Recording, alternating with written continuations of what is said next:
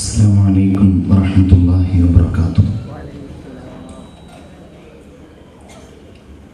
الحمد لله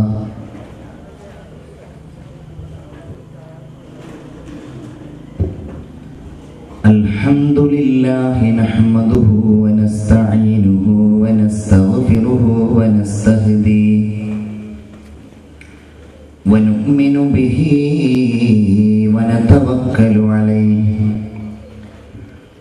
ونعوذ بالله من شرور أنفسنا ومن سيئات أعمالنا من يهده الله فلا مضل له ومن يضلله فلا هادي له نشهد أن لا إله إلا الله وحده لا شريك له ونشهد أن سيدنا ونبينا وحبيبنا محمدا صلى الله عليه وسلم هو رسوله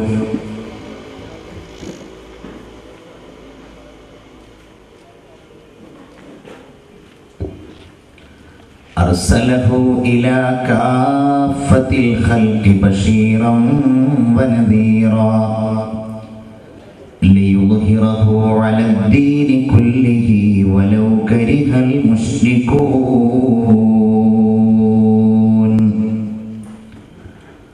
اللهم صل على سيدنا محمد وعلى آل سيدنا محمد. بسم الله العظيم القدرة والشان شديد البطش والبرهان حافظ الدين والقرآن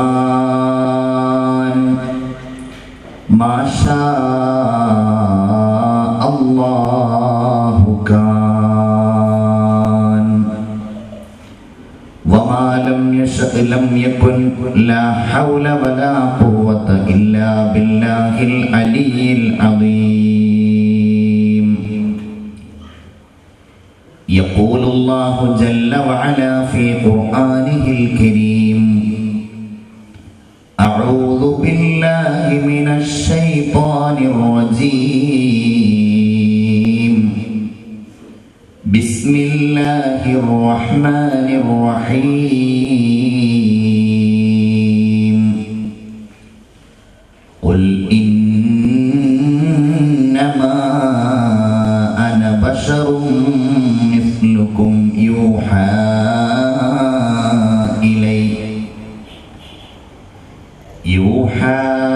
إلي أنما إلهكم إله واحد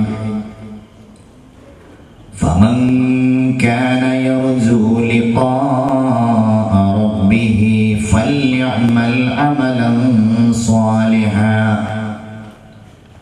ولا يشرك بعبادة ربه أحدا. صدق الله العلي العظيم وصدق وبلغ رسوله النبي الكريم ونحن على ذلك من الشاهدين والشاكرين والحمد لله رب العالمين. يا سيدي يا رسول الله خذ بيدي ما لي سواك ولا قلبي على أهدي. يا من يقوم مقام الحمد منفردا للواحد الفرد لم يولد ولم يلد. يا من تفجرت الأنهار نابعة من إصبعيه فروا الجيش ذا العدد.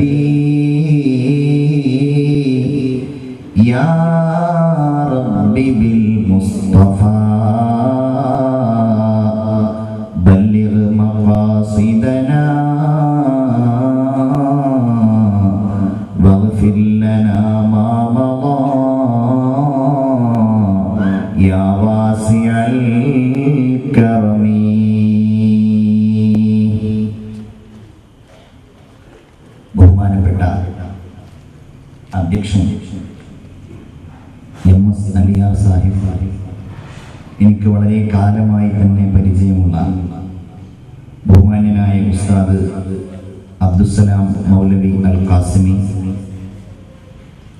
സദസ്സിലുള്ള പണ്ഡിതന്മാരെ, ഉസ്താദുമാരെ, അള്ളാഹുവിൻ്റെ അനുഗ്രഹം പെയ്തിറങ്ങുന്ന ഈ വിജ്ഞാനത്തിൻ്റെ സദസ്സിൽ സന്നിഹിതരായിരിക്കുന്ന ഈ പ്രദേശത്തെ സത്യവിശ്വാസികളായ സഹോദരി സഹോദരന്മാരെ, സുഹൃത്തുക്കളെ, ജഗന്നിയന്താവും കാരുണ്യവാനും ഈ പ്രപഞ്ചമഖിലവും സൃഷ്ടിച്ച് പരിപാലിക്കുന്നവനായ അല്ലാഹു റബ്ബുൽ ഇസ്സത്ത് ജീവിതത്തിൽ നാം ചെയ്യുന്ന ഏറ്റവും നല്ല നന്മകളിലൊന്നായി ഈ രാത്രി നമുക്കുള്ള തിരക്കുകളെയും നമ്മുടെ പ്രവർത്തനങ്ങളെയും ഒക്കെ മാറ്റിവെച്ച് ഈ സദസ്സിൽ വന്നിരുന്നത് അള്ളാഹു നമ്മിൽ നിന്ന് സ്വീകരിക്കുമാറാവട്ടെ. എല്ലാവരും ആമീൻ പറയണം. അള്ളാഹു നമ്മിൽ നിന്ന് ഇത് സ്വീകരിക്കുമാറാവട്ടെ. നമ്മുടെ എല്ലാ ദോഷങ്ങളും ഇതിൻ്റെ അനുഗ്രഹം കൊണ്ട് അള്ളാഹു നമുക്ക് പുറത്തു തരുമാറാവട്ടെ. നമ്മയൊക്കെ വളർത്തി വലുതാക്കിയ നമ്മുടെ മാതാപിതാക്കൾ, ഉസ്താദുമാർ, ബന്ധപ്പെട്ടവർ, എല്ലാ സത്യവിശ്വാസികൾക്കും അല്ലാഹു മഗ്ഫിറത്തും മർഹമത്തും പ്രദാനം ചെയ്യട്ടെ. ജീവിതത്തിലെ അവസാന നിമിഷം വരെ ഏത് പ്രതിസന്ധികൾക്ക് മുമ്പിലും പ്രയാസങ്ങൾക്കിടയിലും അല്ലാഹുവിൻ്റെ ഈ പരിശുദ്ധമായ ദീൻ മുറുകെ പിടിക്കുവാനും അവസാന നിമിഷം സത്യസാക്ഷ്യം ലാ ഇലാഹ ഇല്ലല്ലാഹ് എന്ന് ചൊല്ലി പുഞ്ചിരിച്ച് മരിക്കാനും അല്ലാഹു തആല നമുക്കെല്ലാവർക്കും തൗഫീഖ് ചെയ്യുമാറാവട്ടെ. ആമീൻ എന്ന് ദുആ ചെയ്യുകയാണ്. നമ്മുടെ വിഷയം ഖുർആനെയും ശാസ്ത്രത്തെയും സംബന്ധിച്ചുള്ള ഒന്നാണ്. പലപ്പോഴും ഇത്തരം സദസ്സുകളിൽ അതൊരു വരണ്ട വിഷയമായി പലർക്കും അനുഭവപ്പെടാറുണ്ട്. പ്രത്യേകിച്ച് മതപണ്ഡിതന്മാരായ, ശാസ്ത്രജ്ഞന്മാരല്ലാത്ത, അതിനെക്കുറിച്ച് വായിച്ചു മാത്രം പരിചയമുള്ള നമ്മെപ്പോലുള്ള ആളുകൾക്ക് അതിൻ്റെ ആ ആഴങ്ങളിലേക്ക് ഇറങ്ങിച്ചെന്ന് അവതരിപ്പിക്കുവാനുള്ള ആ ജ്ഞാനത്തിൻ്റെ ദൗർലഭ്യം കാരണം, സമാനമായ കാരണങ്ങളാൽ ഞാൻ അങ്ങനെ അനുഭവപ്പെടാറുണ്ട്. പക്ഷെ എന്നിരുന്നാലും ആ വരൾച്ച നമ്മുടെ ഹൃദയത്തോട് നാം ചേർത്ത് പിടിക്കുന്ന, നമ്മുടെ വഴികാട്ടിയായ, നമ്മുടെ മാർഗദർശിയായ ഈ പരിശുദ്ധമായ ഖുർആനിന്റെ മഹത്വം ഉൾക്കൊണ്ടും അതിൻ്റെ പ്രത്യേകതകൾ കൊണ്ടും ഇല്ലാതെയാക്കിയാണ് നമ്മൾ ഈ വേദിയിൽ അതിനെ സംബന്ധിച്ച് സംസാരിക്കുന്നത്. വളരെ ശ്രദ്ധയോടെ ഇതൊരു പഠനം കൂടിയാണ്. ഇത് വിശുദ്ധമായ ഖുർആനുമായി ബന്ധപ്പെട്ട് നാം തിരിച്ചറിയേണ്ട, സത്യവിശ്വാസികളായ നാം ഓരോരുത്തരും തിരിച്ചറിയേണ്ട ചില പ്രത്യേകമായ ജ്ഞാനങ്ങളിലേക്കുള്ള ഒരു എത്തിനോട്ടം കൂടിയാണ്. ഇത്തരമൊരു വിഷയം തിരഞ്ഞെടുക്കുവാൻ നമ്മുടെ നേതൃത്വം കാണിച്ച ആ ആർജവത്തെ ഞാൻ പ്രശംസിക്കുവാൻ ഈ സന്ദർഭം ഉപയോഗപ്പെടുത്തുകയാണ്. വിശുദ്ധ ഖുർആൻ നമ്മുടെ ഇടയിൽ എപ്പോഴും നാം പറയുകയും പാരായണം ചെയ്യുകയും ചെയ്യുന്ന ഒരു ഗ്രന്ഥമാണ്. അല്ലാഹുവിന്റെ കലാം. ലോകത്ത് അന്ത്യദിനം വരെ എന്നും അത്യത്ഭുതകരമായ സവിശേഷതകളുമായി ഈ ഗ്രന്ഥം നിലനിൽക്കുന്നു എന്ന് മുസ്ലിങ്ങളായ നമ്മൾ കേവലം പക്ഷപാതിത്വപരമായി മാത്രം പറയുന്നതാണെന്ന് നമ്മൾ തെറ്റിദ്ധരിക്കരുത്. അത് നമ്മുടെ ഗ്രന്ഥമാണ്, നമ്മുടെ വേദമാണ്. അതുകൊണ്ട് നാം അങ്ങനെ പറഞ്ഞാലേ മതിയാവൂ എന്ന ഒരർത്ഥത്തിൽ ഒരിക്കലും നാം അത് ചിന്തിക്കരുത്. നിങ്ങൾ ഓർത്തു നോക്കൂ, ഈ യുഗം പുരോഗതികളുടെ യുഗമാണ് എന്ന് നാം എപ്പോഴും പറയാറുള്ളതാണ്. അത്ഭുതങ്ങൾ മാറി മാറി വരുന്ന യുഗമാണ്. ഈ നിമിഷത്തിലുള്ള അത്ഭുതം അടുത്ത നിമിഷത്തിൽ മായുകയും പുതിയ അത്ഭുതങ്ങൾ നമ്മുടെ മുമ്പിലേക്ക് വരികയും ചെയ്യുന്നു. 15 വർഷങ്ങൾക്ക് മുമ്പ് ഒരിക്കലും നമ്മുടെ ചിന്തയിൽ അങ്കുരിക്കുക പോലും ചെയ്യാത്ത അത്ഭുതങ്ങളാണ് നാം ഇന്ന് നമ്മുടെ ഹൃദയത്തോട് ചേർത്ത് പിടിച്ചിരിക്കുന്ന മൊബൈൽ ഫോണുകളിൽ നമുക്ക് മനസ്സിലാക്കുവാൻ കഴിയുന്നത്. എത്രയോ വലിയ വലിയ സംവിധാനങ്ങൾ.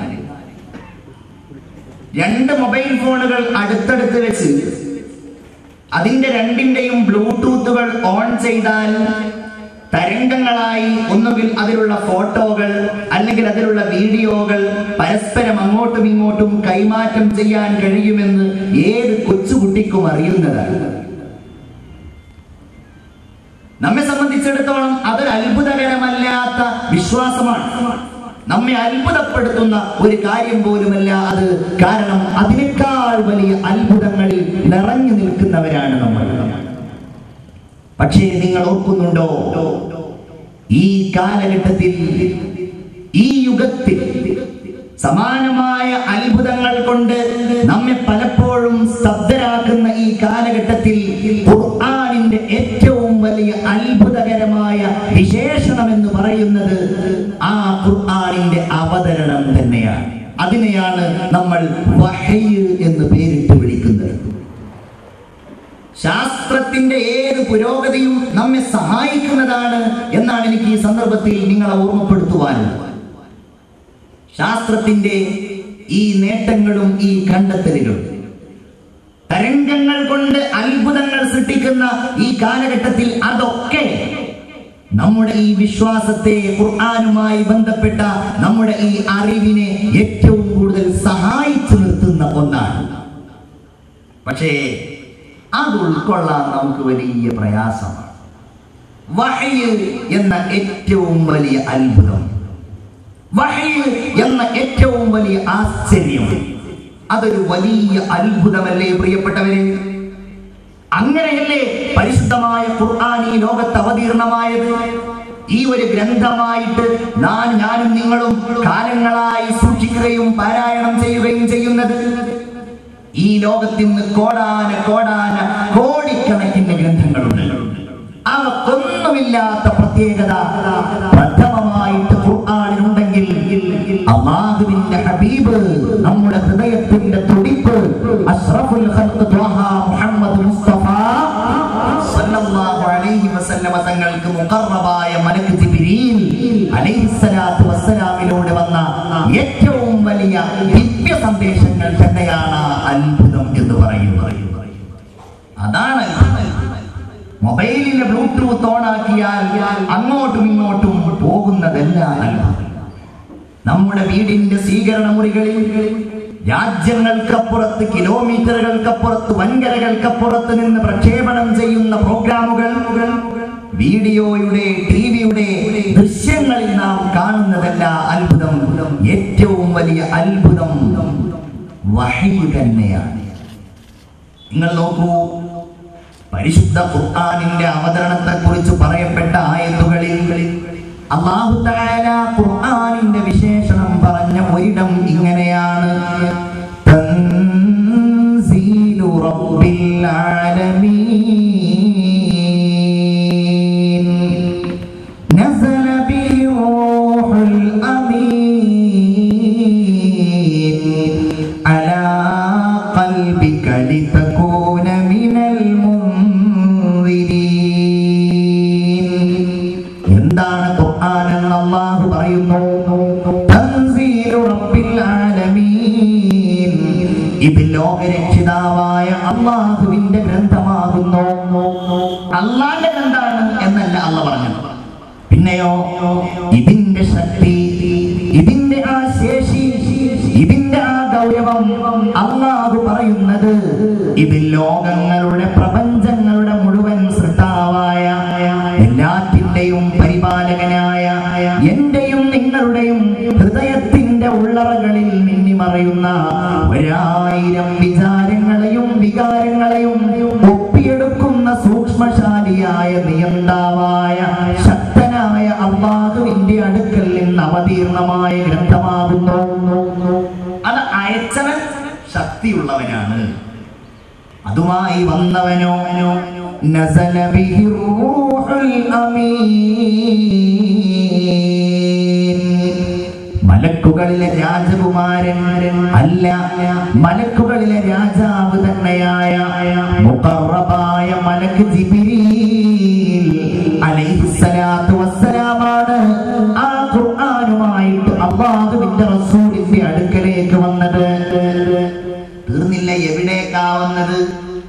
എവിടേക്കാണ് ഈ ഖുർആൻ വന്നത്? സാധാരണ ഞാനിപ്പോൾ പറയുന്നത് നിങ്ങൾ കേൾക്കുന്നത് നിങ്ങളുടെ ചെവികൾ ഉപയോഗിച്ചിട്ടാണ്.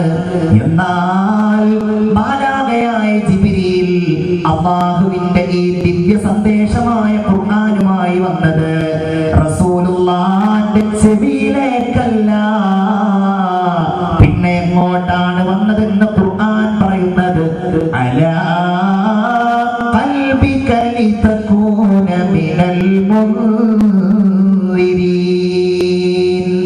നബിയേ, അങ്ങയുടെ ഹൃദയത്തിലേക്കാണ്, അങ്ങയുടെ ഹൃദയത്തിന്റെ മേലിലേക്കാണ്, റസൂലിന്റെ ഹൃദയത്തിലാണ് ഖുർആൻ അവതീർണമാകുന്നത് എങ്കിൽ ആ ഖുർആനിന്റെ മറ്റൊരു പ്രത്യേകത അല്ലാഹു വേറെ ഒരായത്തിൽ സൂചിപ്പിക്കുന്നത് ഇങ്ങനെയാണ്. ഖുർആന്റെ ശക്തി ഒരു പ്രത്യേകത എന്താണെന്നറിയാം? ആ ശക്തി അതിന്റെ രീതിയിൽ ഉൾക്കൊള്ളാൻ നമുക്ക് കഴിയില്ല.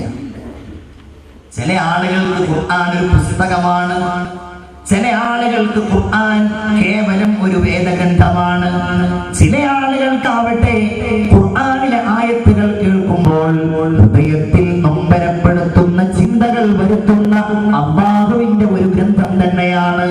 ചില ആളുകൾക്കാവട്ടെ പരിശുദ്ധമായ ഖുർആൻ എന്ന് പറയുന്നത് അവരെ തകർത്ത് തരിപ്പണമാക്കുന്ന ഗ്രന്ഥമാണ്. ചില ആളുകൾക്ക് ഖുർആനിലെ ഒരായത്ത് പോലും ഓതാൻ കഴിയാതെ അവരെ ബോധരഹിതരാക്കുന്ന ഗ്രന്ഥമാണ്.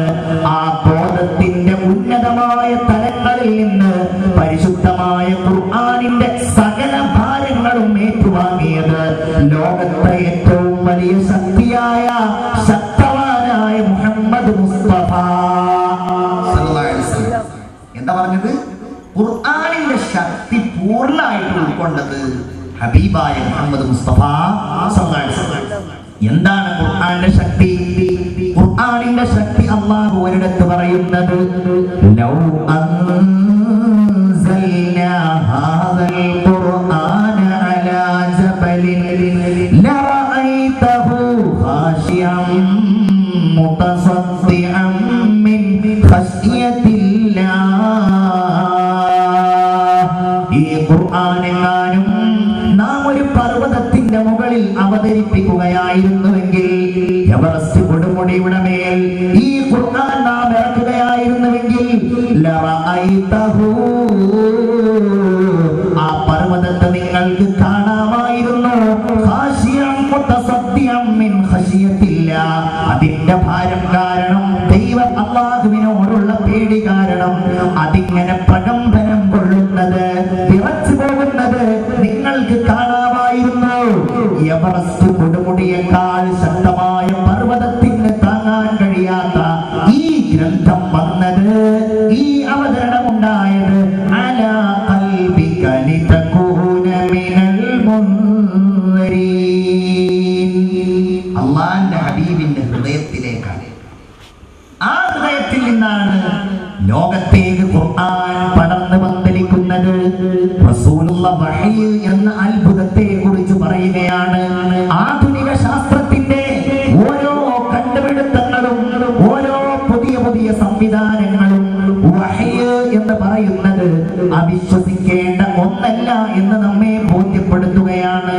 വഹി എന്ന് പറയുന്നത് ഈ തരംഗങ്ങൾ സംസാരിക്കുന്ന കാലഘട്ടത്തിൽ, തരംഗങ്ങളിലൂടെ ചിത്രങ്ങൾ കാണുന്ന കാലഘട്ടത്തിൽ, തരംഗങ്ങളിലൂടെ തത്സമയ സംപ്രേഷണം നടക്കുന്ന കാലഘട്ടത്തിൽ ഒരിക്കലും വഹി എന്ന് പറയുന്ന ഒരു വിശ്വാസം അങ്ങനെ അല്ലാഹു പറഞ്ഞയച്ചിരുന്നു, ജിബ്രീൽ വന്നിരുന്നു, അത് ഒരു തരംഗമായി ഹബീബായ അവതീർണമായിരുന്നു എന്ന് പറയുന്നത് ഒരിക്കലും അവിശ്വസിക്കേണ്ട ഒരു സംഗതിയല്ല. വഹി ആണ് ഈ ഖുർആനും ശാസ്ത്രവുമായുള്ള ചർച്ചയിൽ ആദ്യമായും നമ്മൾ ഉയർത്തിപ്പിടിക്കേണ്ടതായി. അത് അംഗീകരിക്കുവാൻ വിശ്വാസികളെ നമുക്ക് സാധ്യമാകണം. നമ്മുടെ ഹൃദയത്തെ കോരിത്തരിപ്പിക്കുന്ന നിങ്ങൾ നോക്കൂ, എന്തൊരു രസമായിരിക്കും അത്.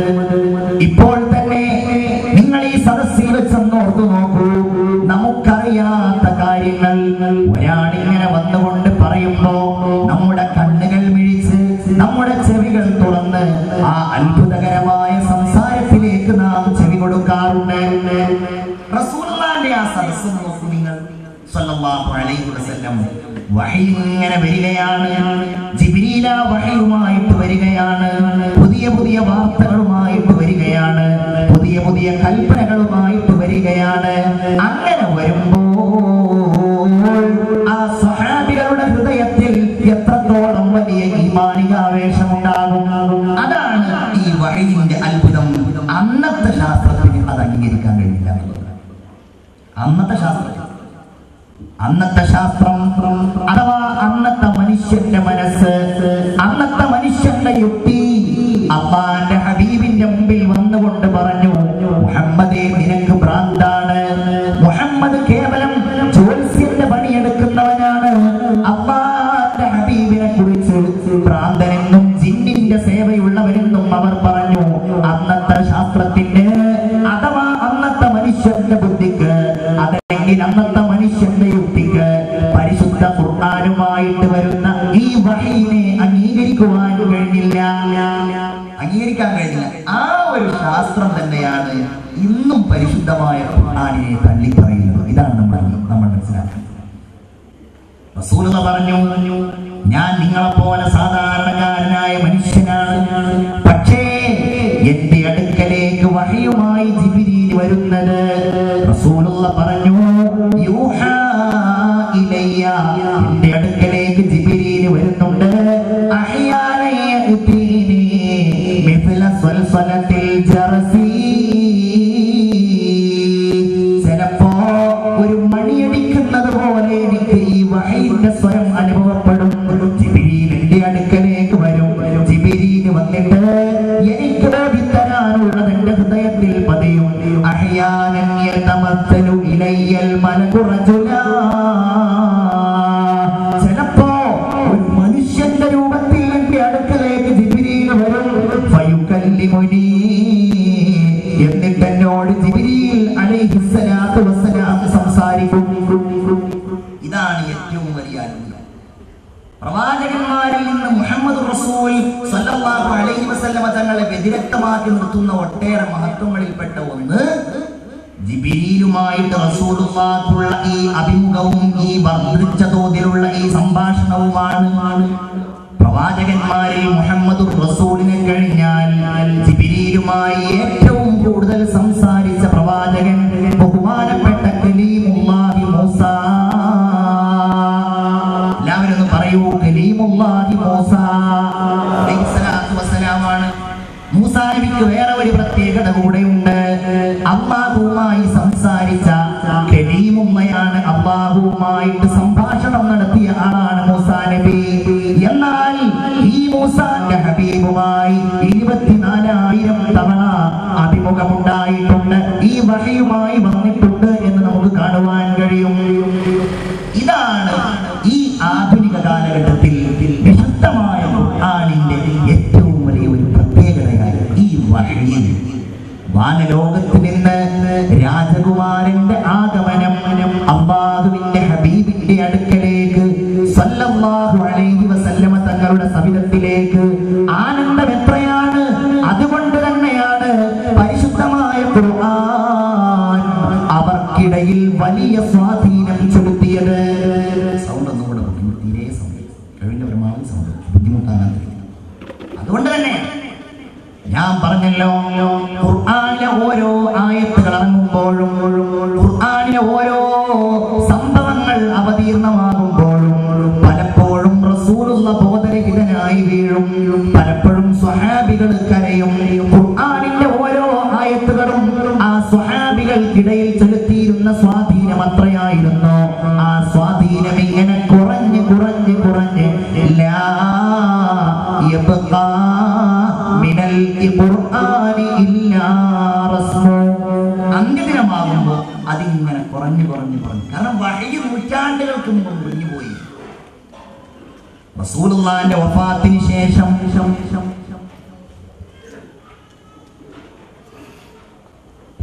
ബഹുമാനപ്പെട്ട അബൂബക്കർ സിദ്ദീഖും ഉമറുൽ ഫാറൂഖും റസൂലുള്ളാഹി സ്വല്ലല്ലാഹു അലൈഹി വസല്ലമ തങ്ങൾക്ക് മുല കൊടുത്തിരുന്ന പ്രിയപ്പെട്ട മാതാവ് ഉമ്മു ഐമൻ റളിയല്ലാഹു അൻഹയെ കാണാൻ വേണ്ടി പോയി. റളിയല്ലാഹു തആല അൻഹയെ സമീപിച്ചു. ഇവരെ കണ്ടപാടെ ഉമ്മു ഐമൻ അങ്ങ് പൊട്ടി പൊട്ടി കരയാൻ തുടങ്ങി. ബഹുമാനപ്പെട്ട അബൂബക്കർ റളിയല്ലാഹു അൻഹു കരഞ്ഞു, ഉമറുൽ ഫാറൂഖും കരഞ്ഞു. കരഞ്ഞ് കരഞ്ഞ് കരഞ്ഞ് അവസാനം ഇവര് ചോദിച്ചു, ഉമ്മാ എന്തിനാണ് നിങ്ങൾ കരയുന്നത്? നിങ്ങളും മരിച്ചാൽ അല്ലാഹുവിന്റെ ഹബീബിനെ അങ്ങേക്ക് കണ്ടുമുട്ടാമല്ലോ, പിന്നെ എന്തിനാണ് അങ്ങ് കരയുന്നത് എന്ന് ചോദിച്ചപ്പോ, മോനെ ഞാൻ കരയുന്നത് ഇന്നലെ വരെ റസൂലുള്ള നമ്മോട് കൂടെ ഉണ്ടായിരുന്നതോർത്ത് മാത്രമല്ല, വഹയ് മുറിഞ്ഞു പോയല്ലോ, ഇനി ആ വഹയുമായി അല്ലാഹുവിന്റെ അടുക്കലിൽ നിന്ന് മലക്കൊരിക്കലും വരില്ലല്ലോ എന്നോർത്തുകൊണ്ടാണ് ഞാൻ കരയുന്നത് എന്ന് പറഞ്ഞു. സ്നേഹമുള്ള സഹോദരന്മാരെ, ഇതാണ് പരിശുദ്ധമായ ഖുർആൻ. അല്ലാഹുവിന്റെ അടുക്കൽ നിന്ന് ജിബ്രീൽ അലൈഹിസ്സലാത്തു വസ്സലാം മുഖേന അഷ്റഫുൽ ഖൽഖ് മുഹമ്മദുർ റസൂലുള്ളാഹി സ്വല്ലല്ലാഹു അലൈഹി വസല്ലമ തങ്ങളിലേക്ക് അവതരിപ്പിക്കപ്പെട്ട ഖുർആൻ. ഈ ഖുർആനാണ് ലോകത്തെ മുഴുവൻ അറിവുകളിലേക്കും വഴി നടത്തിയത്. ഖുർആനെ കുറിച്ച് നമുക്കേ അറിവില്ലാത്തതായിട്ടുള്ളൂ എന്ന് പലപ്പോഴും എനിക്ക് തോന്നാറുണ്ട്. കാരണം എന്താ, വാണിദാസ് ഇളയാവൂര് എന്ന് പറഞ്ഞ ഒരാളുണ്ട്. മൂപ്പര് ഖുർആനിന്റെ പരിഭാഷ എഴുതിയ ആളാണ്. പക്ഷേ വാണിദാസ് ഇളയാവൂര് ഇന്നും വാണിദാസ് ഇളയാവൂർ തന്നെയാണ്. ഖുർആന്റെ അർത്ഥം എഴുതിയ ആളാണ്. ഈ വാണിദാസ് ഇളയാവൂര് പരിശുദ്ധമായ ഖുർആനിലെ ആയത്തുകൾ അപഗ്രഥിച്ച് സംസാരിക്കുന്നത് കേട്ടാൽ അത്ഭുത പരതന്ത്രനായി പോകും നമ്മൾ, ആശ്ചര്യഭരിതരായി പോകും നമ്മൾ. നമുക്കിടയിൽ നമുക്കറിയാവുന്ന ഒരു എഴുത്തുകാരനെ പറഞ്ഞതാണ് ഞാൻ. പാശ്ചാത്യൻ ചിന്തകരിലേക്കും എഴുത്തുകാരിലേക്കും നമുക്കിടയിൽ പരിശുദ്ധ ഖുർആനിനെ പരിചയപ്പെടുത്തി ഖുർആൻ നന്നായി പഠിച്ച ആളുകളിലേക്കൊന്നും ഞാൻ കടക്കുന്നില്ല. സാധാരണ മലയാളികളായ നമുക്കിടയിൽ പരിശുദ്ധമായ ഖുർആനിന്റെ പരിഭാഷയായിട്ട് ലഭ്യമാകാറുള്ള ഒരു ഗ്രന്ഥമാണ് അമുസ്ലിമായ വാണിദാസ് ഇളയാവൂരിൻ്റെത്. നമ്മളാണതറിയേണ്ടത്. ലോകത്തിനെ മുഴുവൻ അറിവിലേക്ക് വഴി നടത്തിയ ഗ്രന്ഥം പരിശുദ്ധമായ ഖുർആനാണെന്ന് ഞാൻ വെറുതെ പറയുന്നതല്ല. ഞാൻ ഇന്ന് ആദ്യമായി പറയുന്നത് പരിശുദ്ധമായ ഖുർആനുമായി ജിബ്രീൽ ആദ്യമായി ഓതിക്കേൾപ്പിച്ചത് ബിസ്മില്ലാഹിർ റഹ്മാനിർ റഹീം ഇഖ്റ ബിസ്മി റബ്ബിക്കല്ലദീ خلق الإنسان من علق اقرأ وربك الأكرم الذي علم بالقلم علم الإنسان ما لم يعلم. ഖുർആനിന്റെ ആകത്തുക ആണ് എന്ന് മാത്രമല്ല, ലോകത്തുള്ള എല്ലാ ശാസ്ത്രീയ സത്യങ്ങളും ഈ 5 ആയത്തുകളിൽ സംഗ്രഹിച്ചിട്ടുണ്ട്. ആ സാഹചര്യം നമ്മൾ നോക്കണം. ഏതാ ഈ സാഹചര്യം? നമ്മെ പോലെ ഒരു സാഹചര്യമല്ല. പിന്നെയോ നിരക്ഷരർ, ഒന്നും അറിയാത്തവർ, എട്ടും പൊട്ടും തിരിയാത്തവർ, ഉമ്മയാരാണ്, ഉപ്പയാരാണ്, മകനാരാണ്, മകളാരാണ് എന്നറിയാത്തവർ, നിരക്ഷരന്മാർ, അക്ഷരാഭ്യാസമില്ലാത്തവർ, ശാസ്ത്രം പോയിട്ട് ഒരറിവോ ഒന്നുമേ ഇല്ലാത്തവർ. ആ കണ്ടതിൽ ഈശ്വരത്വം കൽപ്പിച്ചു കൽപ്പിച്ചു നടന്നൊടുക്കം നിരീശ്വരത്വത്തിലടിഞ്ഞു വീണു നിരസ്ത വിശ്വാസൊരേബിയക്കാർ കുറുമ്പ് മാറാത്ത ഖുറൈശി വര്യർ കോടിക്കൊടുത്തേൻ പലവട്ടവും ഞാൻ. ഈ നിങ്ങൾ കൂപ്പും മരമല്ല കല്ലല്ല അല്ലാഹു സർവാധിക ശക്തനേകൻ. ഈ സാഹചര്യത്തിലാണ് പറയുന്നത് എന്ത്? ഇഖ്റ ബിസ്മി റബ്ബിക്കല്ലദീ ഖലഖ്, സൃഷ്ടിച്ച നാഥന്റെ നാമത്തിൽ വായിക്കുക. സൃഷ്ടാവ് എന്നതാണ് അല്ലാഹു റബ്ബുൽ ഇസ്സത്ത് ഇവിടെ തന്നെ അഡ്രസ് ചെയ്യാൻ വേണ്ടി ഉപയോഗിച്ചത്. നിന്റെ പേരെന്താണ്? എന്റെ പേര് ഷക്കീർ എന്നാണ്. നീ ആരാണ്? ഞാൻ ഡ്രൈവറാണ് എന്ന് പറഞ്ഞ് തന്റെ ഡ്രൈവിംഗ്, താൻ സാധാരണ ചെയ്യാറുള്ള പരിപാടി, താൻ ചെയ്യുന്ന ഏറ്റവും പ്രധാനപ്പെട്ട പരിപാടി അവൻ പറയും. നിന്റെ പേരെന്താണ്? എന്റെ പേര് മുഹമ്മദ് എന്നാണ്. നിനക്കെന്താ പണി? ഞാൻ ഒരു ഇന്നയാളാണ്, ഇന്ന പ്രവർത്തനം, ഞാനൊരു ടൈലറാണ്. ഞാൻ സ്വയം നമ്മെ പരിചയപ്പെടുത്താൻ റബ്ബാദ്യമായി പരിചയപ്പെടുത്തുന്നത് ബിസ്മി റബ്ബിക്കല്ലദീ ഖലഖ്, സൃഷ്ടിച്ച നാഥന്റെ നാമത്തിൽ നിങ്ങൾ വായിക്കുക എന്നതാണ്. ഈ സദസ്സ് ചിന്തിക്കണം, നിങ്ങളെല്ലാവരും ആലോചിക്കണം. എന്ത് സൃഷ്ടിച്ച അവിടെയാണ് അത്ഭുതകരമായ അല്ലാഹുവിന്റെ സൃഷ്ടിലോകം. ശാസ്ത്രം എത്ര പുരോഗമിക്കട്ടെ, ശാസ്ത്രം വളരട്ടെ, ശാസ്ത്രം എന്ന് പറയുന്നുണ്ടല്ലോ ഈ പ്രപഞ്ചത്തിന് ഒരു ദൈവമില്ല എന്ന്, ഈ പ്രപഞ്ചത്തിന് ഒരു സൃഷ്ടാവില്ല എന്ന്, ശാസ്ത്രത്തിന്റെ നിസ്സാരമായെന്ന് നമുക്ക് കാണാൻ കഴിയുന്ന ആ കണ്ടെത്തലുകളെ അടിസ്ഥാനമാക്കിയിട്ടാണ് പല ശാസ്ത്രജ്ഞന്മാരും ലോകത്തോട് വിളിച്ചു പറഞ്ഞത്. ഈ ലോകത്തിൽ ഒരു ദൈവമില്ല എന്ന് മാത്രമല്ല, ഇനിയും മറ്റുള്ള പ്രപഞ്ചങ്ങൾ ഞങ്ങൾ ഉണ്ടാക്കി തരാം. കെന്റ് എന്ന് പറയുന്ന ശാസ്ത്രജ്ഞൻ പറഞ്ഞു, പദാർത്ഥം കൊണ്ടുവരൂ, ജലം കൊണ്ടുവരൂ, ഞങ്ങൾ ഉണ്ടാക്കി തരാം. പക്ഷേ ആ പദാർത്ഥത്തെ ആരുണ്ടാക്കും, ആ ജലത്തെ ആരുണ്ടാക്കും എന്ന് ചിന്തിക്കുവാനുള്ള ബുദ്ധി പോലും ഈ അല്പജ്ഞാനികളായ ശാസ്ത്രജ്ഞന്മാർക്ക് ഉണ്ടാവാറില്ല.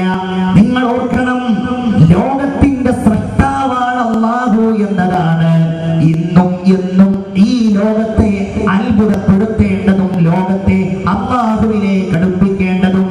സൃഷ്ടാവ് എന്ന് മാത്രമല്ല, അല്ലാഹുവിനെ കുറിച്ചുള്ള അറിവാണ് ലോകത്തെ ഏറ്റവും പ്രധാനപ്പെട്ട അറിവ്. അല്ലാഹു തആല നമ്മുടെ ഹൃദയം ആ അറിവ് കൊണ്ട് നിറക്കുമാറാവട്ടെ. ആമീൻ പറയാം. അതിനു വേണ്ടിയാണ് ഞാനിത് പറയുന്നത്. അല്ലാഹുവിനെ കുറിച്ചുള്ള അറിവ് കൊണ്ട് നമ്മുടെ ഹൃദയത്തെ പ്രകാശിപ്പിക്കുമാറാവട്ടെ. അതാണ് ഈമാൻ. റബ്ബിനെ കുറിച്ച് ഇങ്ങനെ അറിയാം, അല്ലാഹുവിനെ കുറിച്ച് കഴിയുന്ന അത്ര അറിയാം. അല്ലാഹു കേവലം ഒരു സൃഷ്ടാവല്ല, സൃഷ്ടാവ് അല്ല, കേവലം സൃഷ്ടാവാണ് എങ്കിൽ അല്ലാഹു റബ്ബുൽ ഇസ്സത്ത് അവന്റെ സൃഷ്ടിപ്പ് നടത്തിയിട്ട് ഈ ലോകത്തിന് ഉദ്ദേശിക്കുന്ന രീതിയിൽ പ്രവർത്തിക്കുവാനും മുന്നോട്ട് പോകുവാനുമുള്ള അവസരം നൽകുമായിരുന്നു. എന്നാൽ അല്ലാഹു അതല്ല. ഈ പ്രപഞ്ചത്തിന്റെ ഓരോ ചലനങ്ങളും അല്ലാഹു ഒപ്പിയെടുക്കുന്നുണ്ട്.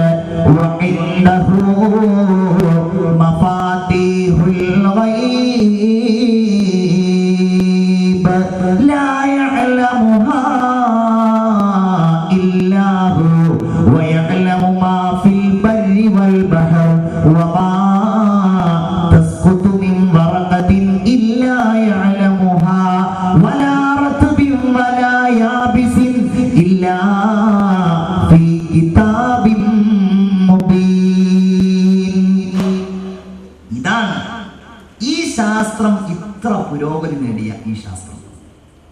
അവരുടെ സകലമാന കഴിവും ഉപയോഗിച്ച് നമ്മുടെ വീടിന്റെ മുറ്റത്തുള്ള ഒരു പുളിമരത്തിന്റെ ചുവട്ടിൽ നിൽക്കുക, ആ ചുവട്ടിൽ അവയുടെ മുഴുവൻ സംവിധാനങ്ങളും അവർ ക്രമീകരിക്കുക. അവർക്ക് എണ്ണിക്കണക്കാക്കാൻ കഴിയുമോ? കേവലം സങ്കല്പം എന്നതല്ലാതെ ആ പുളിയുടെ മരത്തിന് മുകളിൽ എത്ര ഇലകളുണ്ട് എന്ന് അവർക്ക് കണക്കാക്കാൻ കഴിയുമോ? ഒരു ദിവസം അതിൽ നിന്ന് എത്ര താഴേക്ക് വീഴുന്നുണ്ട് എന്ന് അവർക്ക് കണക്കാക്കാൻ കഴിയുമോ? എത്ര എണ്ണം അതിൽ നിന്ന് ഉണങ്ങിയതുണ്ട്, എത്ര എണ്ണം അതിൽ നിന്ന് പച്ചയുണ്ട് എന്ന് അല്ല തന്നെയാണ് ഉന്നതൻ. അല്ലാഹു ലാ ഇലാഹ ഇല്ലാ ഹുവൽ ഹയ്യുൽ ഖയ്യൂം. അവൻ തന്നെയാണ് ഉന്നതൻ. എന്തേ കാരണം? ലാ യഅലമുഹാ ഇല്ലാ ഹു. ആ അദൃശ്യങ്ങൾ അറിയുന്നവൻ, അത് സൃഷ്ടിച്ചവൻ തന്നെയാണ്. അതിനെ അമ്മ വിശദീകരിക്കുന്നത് അവനെല്ലാം അറിയും. യഅലമു മാ ഫിൽ ബർരി വൽ ബഹർ. കടലിലുള്ളതും കരയിലുള്ളതും ആ അല്ലാഹുവിനറിയും. എന്നിട്ട് അല്ലാഹ് പറയുന്ന വാക്ക് നോക്കൂ നിങ്ങൾ. വമാ തസ്ഖുതു മിൻ വറഖത്തിൻ ഇല്ലാ യഅലമുഹാ. ഒരു മരത്തിൽ നിന്ന് ഉതിർന്നു വീഴുന്ന ഇല അല്ലാഹു അറിയാതിരിക്കുന്നില്ല. ഈ ലോകത്ത് എത്ര മരങ്ങളുണ്ട്, ആ മരങ്ങളിൽ എത്ര ഇലകളുണ്ട്, ആ ഇലകളിൽ എത്ര എണ്ണം കൊഴിഞ്ഞു വീഴുന്നുണ്ട്. ഒരിക്കലും എത്ര പുരോഗതി നേടിയാലും അന്ത്യദിനം വരെയുള്ള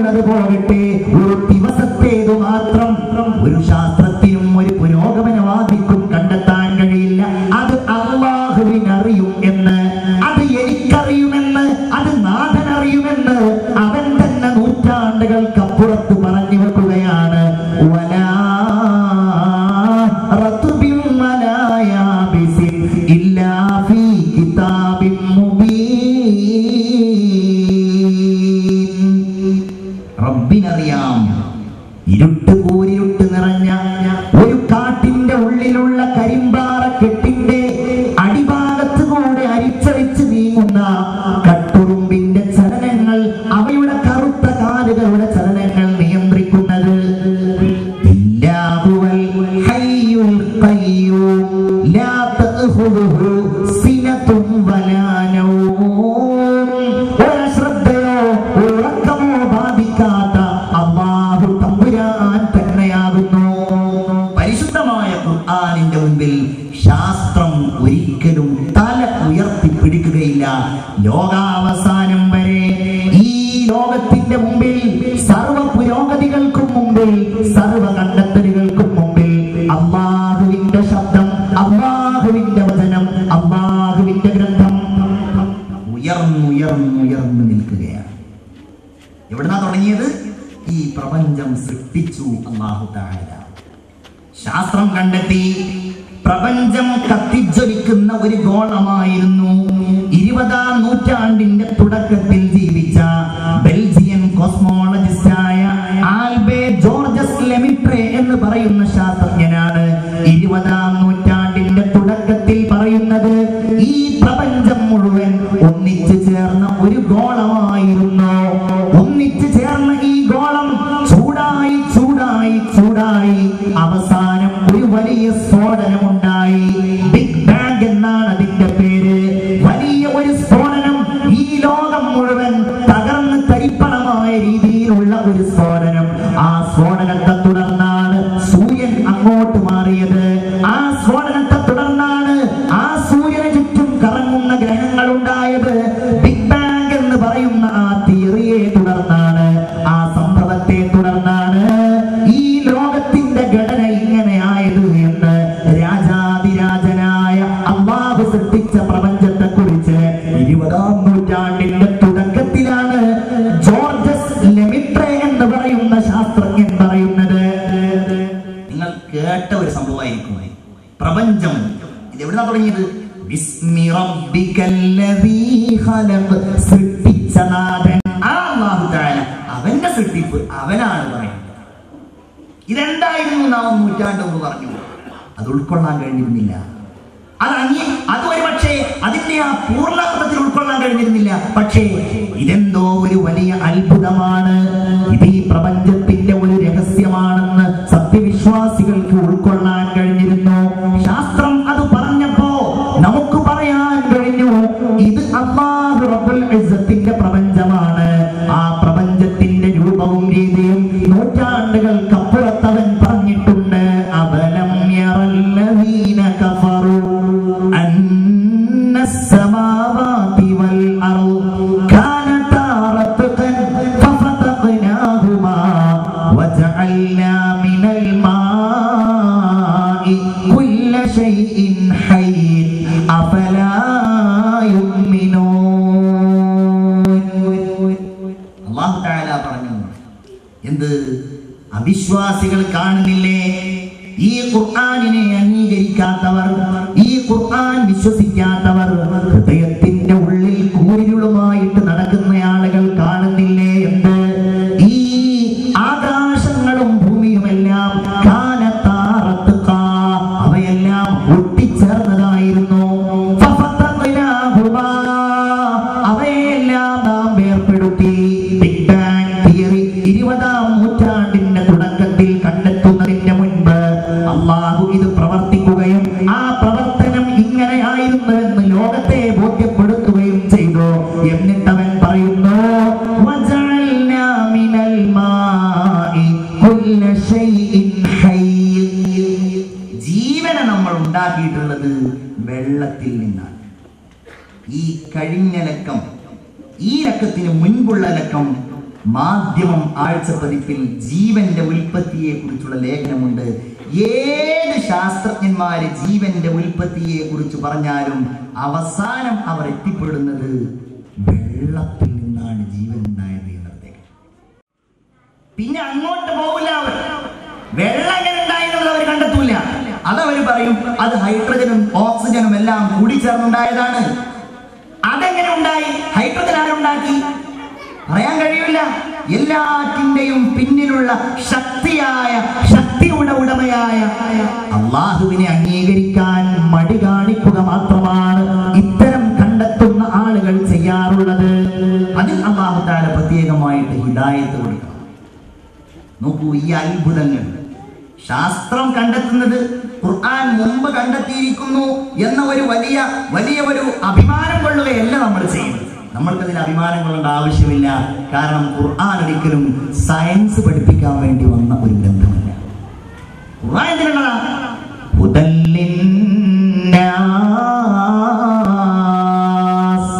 ഖുർആൻ ജനങ്ങൾക്ക് ഹിദായത്തിന് വേണ്ടി വന്നതാണ്. ആ ഹിദായത്തിന്റെ വഴിയിൽ നമ്മെപ്പോലുള്ള വിശ്വാസികളായ ആളുകൾ ഈ പരിശുദ്ധമായ ഖുർആനിൽ ഉൾക്കൊള്ളുന്ന ചില ജ്ഞാനങ്ങൾ പറയുന്നു എന്ന് മാത്രം. അല്ലാതെ ഇത് പറഞ്ഞാലേ പരിശുദ്ധമായ ഖുർആൻ ഈ ലോകത്ത് നിലനിൽപ്പുള്ളൂ എന്ന ഒരു അബദ്ധ ജടിലമായ വിശ്വാസത്തിന്റെ ആളുകളല്ല നമ്മൾ ഈ ചെയ്യുന്നത് ഖുർആനിനോട് കാണിക്കുന്ന ഒരു ധാർമ്മികതയാണ്. ഖുർആനോട് നമ്മൾ ചെയ്യുന്ന ഒരു കടപ്പാടാണ്. എന്താണ് ആ കടപ്പാട്? നമ്മുടെ ബാധ്യതയാണ് ഖുർആൻ പഠിക്കല്, ഖുർആൻ അറിയല്, അതിന്റെ ഉള്ളിലേക്ക് കടക്കല്. പക്ഷേ നമുക്ക് സമയമില്ല. നമുക്ക് നമ്മുടെ തിരക്കുകൾ, നമ്മുടെ ജോലികൾ, നമ്മുടെ ബിസിനസ്സുകൾ. പക്ഷേ നമ്മൾ ഇതുപോലെ ഒരുമിച്ച് കൂടി ഒരല്പസമയം ആ ഖുർആൻ ഓർക്കണം. എന്താണ് ഖുർആൻ? എന്താണ് അതിന്റെ ഉള്ളിലുള്ളത്?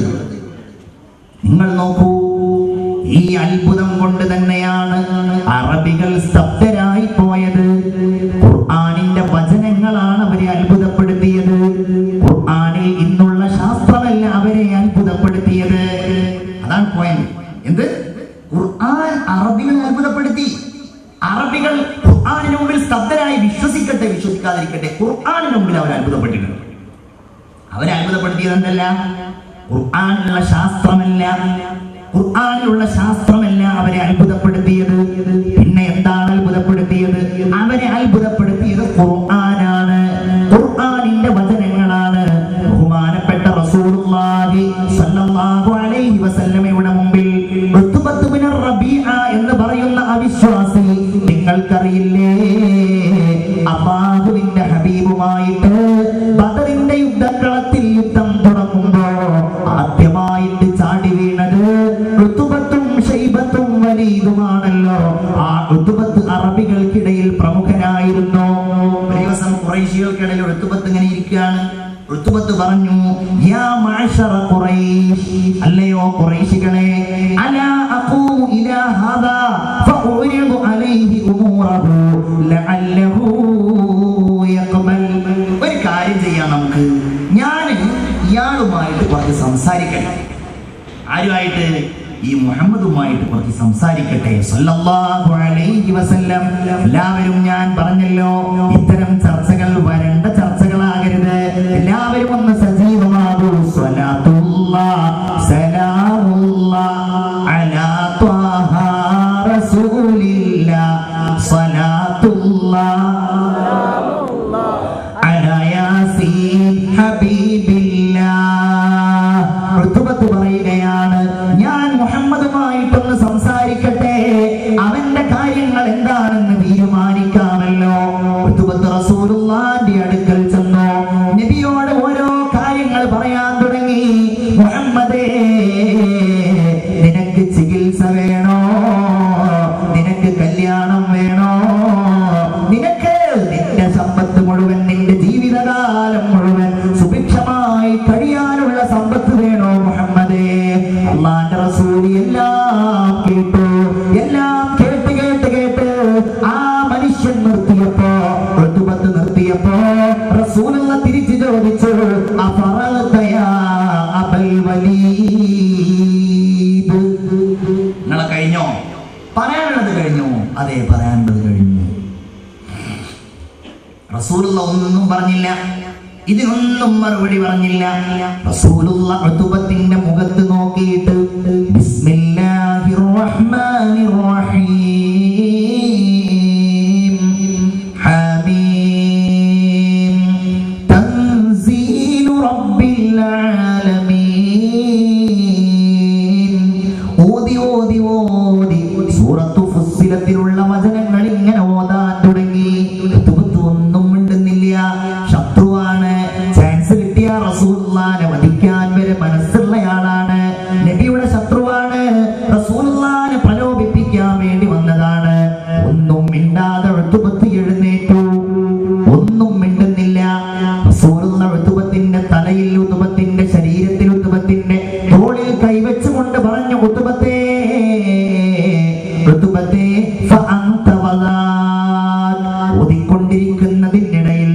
സുജൂദിന്റെ സ്ഥലം വന്നു.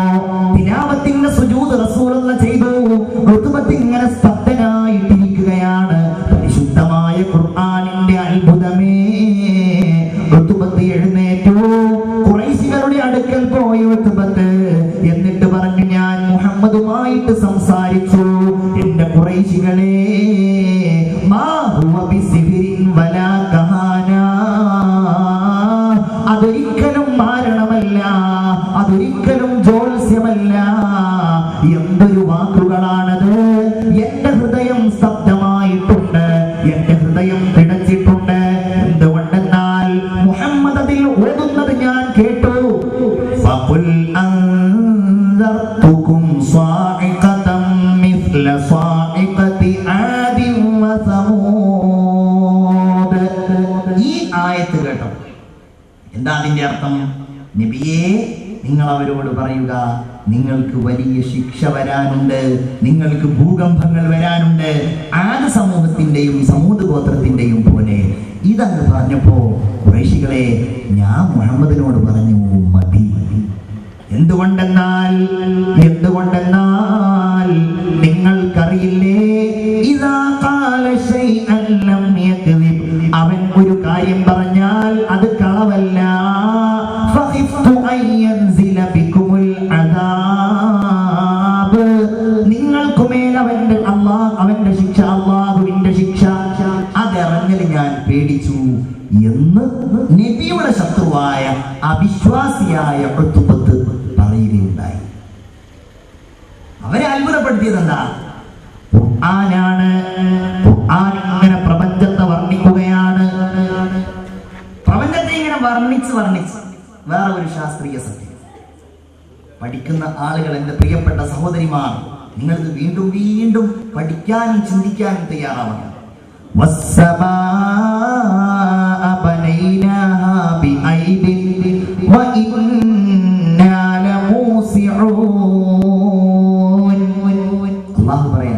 അള്ളാഹു നമുക്ക് നാഫിയായ ഇൽമിനെ തരുമാറാവട്ടെ.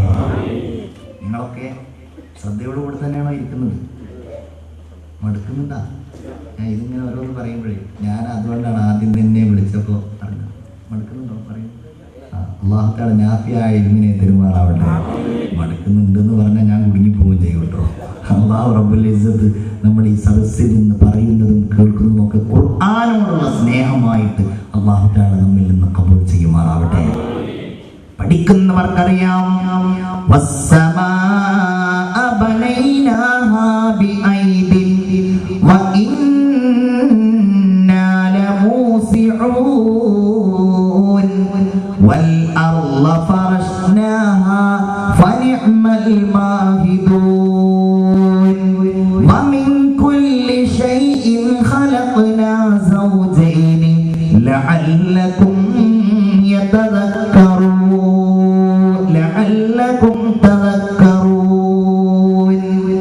ഒരുപാട് ജ്ഞാനങ്ങൾ.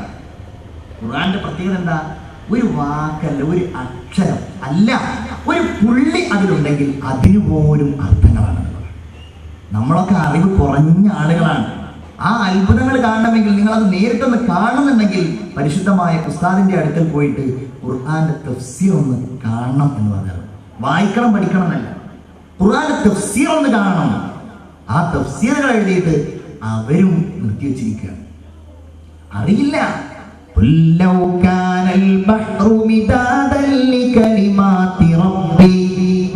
അല്ലേ? ഈ ആയത്തിന്റെ പ്രത്യേകത. ഈ ആയത്തിന്റെ പേരാണ് നമ്മൾ തമാശയിൽ പറയാറുണ്ട്, അലാറം എന്നാണ് ഈ ആയത്തിന്റെ. നമ്മൾ പറയാറുണ്ട് അലാറാണ് ഈ ആയത്ത്. പഠിച്ചു വെച്ചോ, അലാറം.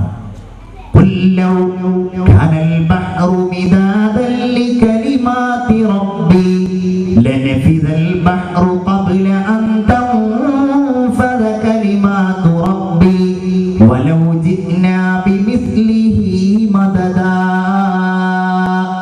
സൂറത്തുൽ കഹ്ഫിലെ അവസാന ഭാഗത്തുള്ള ആയത്താണ്. അവസാന ഭാഗത്തുള്ള എന്താ പറയുന്നത്? നബിയെ അങ്ങ് പറയണം, ലൗ കാനൽ ബഹ്റു, സമുദ്രം ആവുകയായിരുന്നുവെങ്കിൽ, മിദാദൻ ലികലിമാതി റബ്ബി, എന്റെ രക്ഷിതാവിന്റെ വചനങ്ങൾക്കുള്ള, അത് വിശദീകരിക്കുവാനുള്ള മഷിത്തുള്ളികളാവുകയായിരുന്നുവെങ്കിൽ ലനഫിദൽ ബഹർ, കടൽ തീർന്നു പോകും. ഖബ്ല അൻ തൻഫദ കലിമാതു റബ്ബി, അല്ലാഹുവിന്റെ വചനങ്ങൾ തീരുന്നതിന്റെ മുമ്പ് ലോകത്തുള്ള കടൽ തീർന്നു പോകുമെന്ന് ആര് പറയുകയാണ്? ആ കടൽ ആരാണോ ഉണ്ടാക്കിയത് അവൻ, ആ വചനങ്ങൾ ആരാണോ ഉണ്ടാക്കിയത് അവൻ. ഇത് ഭയങ്കര അത്ഭുതമാണ്. വേറെ ആയത്തിലുണ്ട്, ഈ ലോകത്തുള്ള മുഴുവൻ മരങ്ങളും അല്ലാഹു പേനയാക്കി ഉപയോഗിക്കുകയായിരുന്നുവെങ്കിൽ കഴിയൂല. പക്ഷേ ഖുർആൻ എന്നിട്ടും ഇത്രയല്ലേ ഉള്ളൂ. നമ്മൾ അതിനെ സംബന്ധിച്ച് അങ്ങ് വിശ്വസിക്കുകയാണ് വേണ്ടത്. യുക്തിപരമായിട്ട് പോലും ഖുർആൻ നമുക്ക് തെളിയിക്കാൻ കഴിയുന്നുള്ളതാണ് ഇതിന്റെ ഏറ്റവും വലിയ പ്രത്യേകത. ഇസ്ലാമിൽ ഒരുപാട് യുക്തിയുടെ മുമ്പിൽ പലപ്പോഴും നമ്മൾ ഒരുപക്ഷെ ആ യുക്തി എന്ന് പറയുന്നതിനെ മാറ്റിവെക്കേണ്ടതായിട്ട് വരും. പക്ഷെ ഖുർആൻ എന്ന് പറയുന്ന ഈ അത്ഭുതത്തിന്റെ മുമ്പിൽ അല്ല പറയുകയാണ്, പ്രപഞ്ചവർണ്ണന, നമ്മുടെ ശക്തി കൊണ്ടാണ് നാം ഈ പ്രപഞ്ചത്തെ ഉണ്ടാക്കിയത്. സമാ എന്ന് പറഞ്ഞാൽ ഇവിടെ പ്രപഞ്ചം എന്നാണ് അർത്ഥം. എന്നിട്ടോ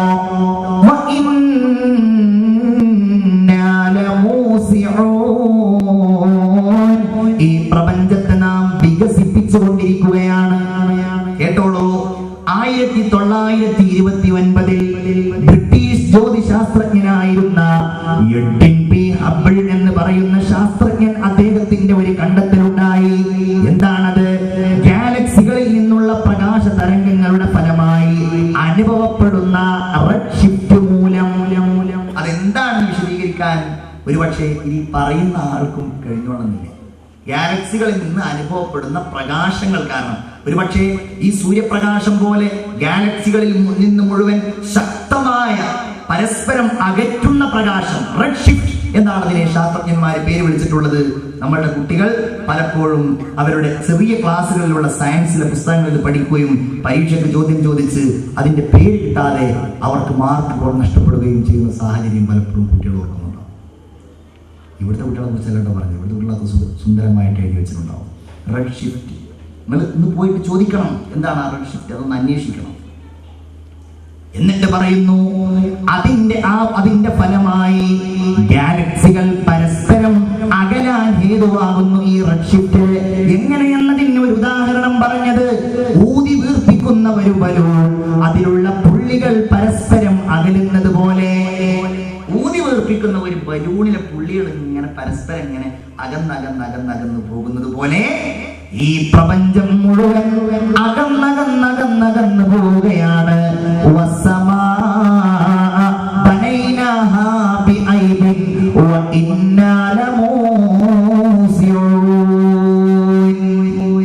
ഖുർആനിങ്ങനെ ഓരോന്ന് നമ്മളിങ്ങനെ എടുക്കുകയാണെങ്കിൽ ഈ ഖുർആൻ വിശദീകരിക്കാൻ ഒരിക്കലും നമുക്കത് തീർക്കാൻ കഴിയില്ല.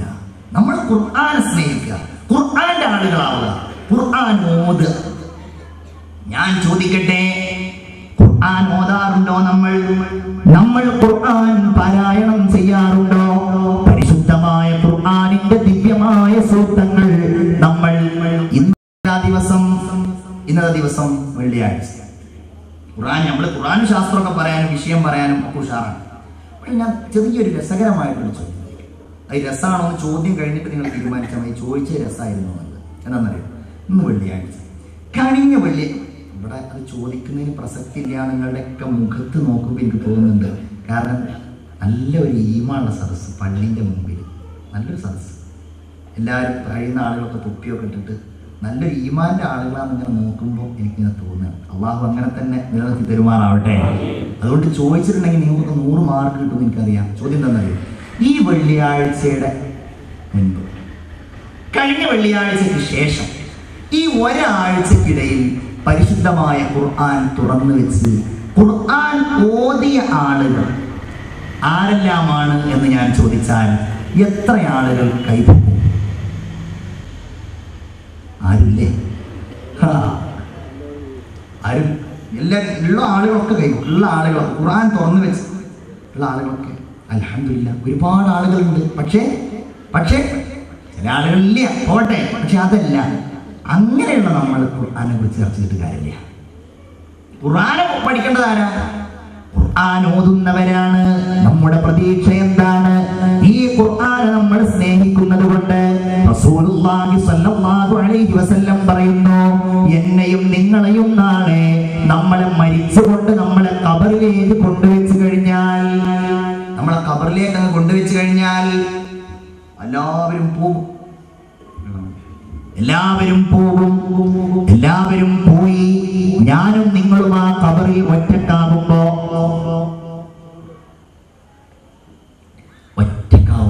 കേട്ടോളൂ ഹദീസ്. യഅതീഹി റജുലുൻ ശാബുൻ ശാഹിബുൽ ലൗൻ, നല്ല സുന്ദരമായ നിറമുള്ള നല്ല ഒരു ചെറുപ്പക്കാരൻ അവന്റെ അടുക്കലേക്ക് വരും. എന്നിട്ട് ആ വ്യക്തിയെ അഭിമുഖീകരിക്കും. ഖബറിൽ ഇങ്ങനെ കിടക്കുകയായിരിക്കുകയാണ്. അല്ല, ഒരു പരിചയമില്ലല്ലോ. മൻ അന്ത, നീ ആരാണ്? വന്നയാൾ മറുപടി പറയും, ഞാൻ ആരാണെന്നോ? അനൽ ഖുർആൻ അല്ലദീ യസ്ഹറുത ലൈലക, രാത്രി നീ ഉറക്കമൊഴിച്ച് പാരായണം ചെയ്തിരുന്ന ഖുർആനാണ് ഞാൻ എന്നീ മനുഷ്യൻ മറുപടി പറയും. അഥവാ നമ്മൾ സ്നേഹിച്ച, നമ്മൾ ഓതിയ ഈ ഖുർആൻ ഖബറിൽ ഒരു മനുഷ്യന്റെ രൂപത്തിൽ വരുമെന്ന് ഖാല റസൂലുള്ളാഹി സ്വല്ലല്ലാഹു അലൈഹി വസല്ലം. ഖുർആൻ അതിനു വേണ്ടിയാ ഓതേണ്ടത്. പിന്നെയോ ഇഖ്റഉൽ ഖുർആൻ, നിങ്ങൾ ഖുർആൻ ഓതണേ. ഫഇന്നഹു യഅതി ഇൻദല്ലാഹി യൗമൽ ഖിയാമത്തി ശഫീഅൻ ലിഅസ്ഹാബിഹി. പരിശുദ്ധ ഖുർആൻ അത് ഓതുന്നയാൾക്ക് ശുപാർശകനായി അള്ളാഹുവിന്റെ അടുക്കൽ വരുമെന്ന് ഖാല റസൂലുള്ളാഹി. ഇങ്ങോട്ട് നോക്കൂ. ഇനി ഞാൻ ഒരു കാര്യം പറയാം. ഖുർആൻ എന്താ പറയുന്നത്? ഈ പ്രപഞ്ചം മുഴുവൻ അല്ലാഹു തആല നമുക്ക് വേണ്ടി പടച്ചതാണെന്നാണ് ഖുർആൻ പറയുന്നത്. ഈ പ്രപഞ്ചം നമുക്ക് വേണ്ടി പടച്ചു. ഈ പ്രപഞ്ചത്തിലെ ഓരോന്നും എങ്ങനെയാണ് വിനിയോഗിക്കേണ്ടത് എന്നും പറയുന്നത് അവൻ തന്നെയാണ്. പ്രപഞ്ചം എന്ന അത്ഭുതത്തെ അവൻ ബോധ്യപ്പെടുത്തുന്നു. ശാസ്ത്രത്തിനത് പറയാൻ കഴിയില്ലല്ലോ. ഒരു ഉദാഹരണം പറഞ്ഞാൽ, ശാസ്ത്രം കത്തിയുണ്ടാക്കുന്നു. കത്തി, ആ കത്തി കൊണ്ട് എന്ത് മുറിക്കണം എന്ത് മുറിക്കരുത് എന്ന് പറയുന്നത് പരിശുദ്ധമായ ഖുർആനാണെന്ന് മാത്രമല്ല, ആ കത്തി എങ്ങനെയാണ് ഉണ്ടാക്കേണ്ടത്, അതെന്തിൽ നിന്നാണ് ഉണ്ടാക്കേണ്ടത്, അത് ഹലാലിൽ നിന്നാണോ ഹറാമിൽ നിന്നാണോ, അത് എങ്ങനെയാണ് പിടിക്കേണ്ടത് എന്ന് പറയുന്നത് ഖുർആനാണ്. ഖുർആനാണ്. ശാസ്ത്രത്തിന് അതിൽ യാതൊരു റോളുമില്ല. ആ ശാസ്ത്രത്തെ അവലംബിക്കുമ്പോഴാണ് ഈ സമുദായം പരാജയപ്പെടുന്നത്.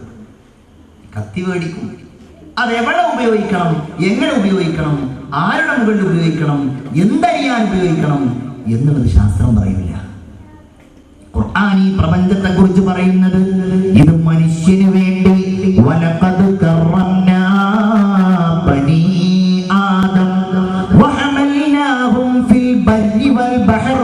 ഖുർആൻ എന്ന അത്ഭുതം കടലും കരയും മനുഷ്യരായ നമുക്ക് വേണ്ടി അല്ലാഹു ഒരുക്കിയതിനെ പറയുന്നു. അലം തറൗ അന്നല്ലാഹ സഖറ ലകും മാ ഫിസ് സമാവാതി വമാ ഫിൽ അർദ് വഅസ്ബഗ അലൈക്കും നിഅമഹു ളാഹിറതൻ വബാതിനാ. ഈ പ്രപഞ്ചത്തിന്റെ അകത്തും പുറത്തുമുള്ള എത്രയോ അനുഗ്രഹങ്ങൾ, ആ അനുഗ്രഹങ്ങൾ അല്ലാഹു നിങ്ങൾക്ക് നൽകുന്നതാണ്. അല്ലാഹുവാണ് അതിന്റെ ഉപജ്ഞാതാവ്. 1000 ഉണ്ണിക്കനികൾക്കു തൊട്ടിലും താരാട്ടുമായി നീ ഉണർന്നിരിക്കുന്നതും, ആലിലത്തുമ്പത്തിരുന്നു തുള്ളുന്നതും, ആലിലത്തുമ്പത്തിരുന്നു തുള്ളുന്നതും, അമ്പലപ്രാവായി നീ കുറുകുന്നതും, അഞ്ചിതൾ പൂക്കളായി കൈയാട്ടി നിൽപ്പതും, 1000 പുഴകളുടെ ഓളങ്ങളായ എന്റെ ആത്മഹർഷങ്ങൾക്കു താളം പിടിപ്പതും. ചുരുക്കത്തിൽ ഇഖ്റ ബിസ്മി റബ്ബിക്കല്ലദീ ഖലഖ. ഈ പ്രപഞ്ചത്തിന്റെ സൃഷ്ടാവ് അത് അല്ലാഹു മാത്രമാണ്. ലാ ഇലാഹ ഇല്ലല്ലാഹ്, അവനല്ലാതെ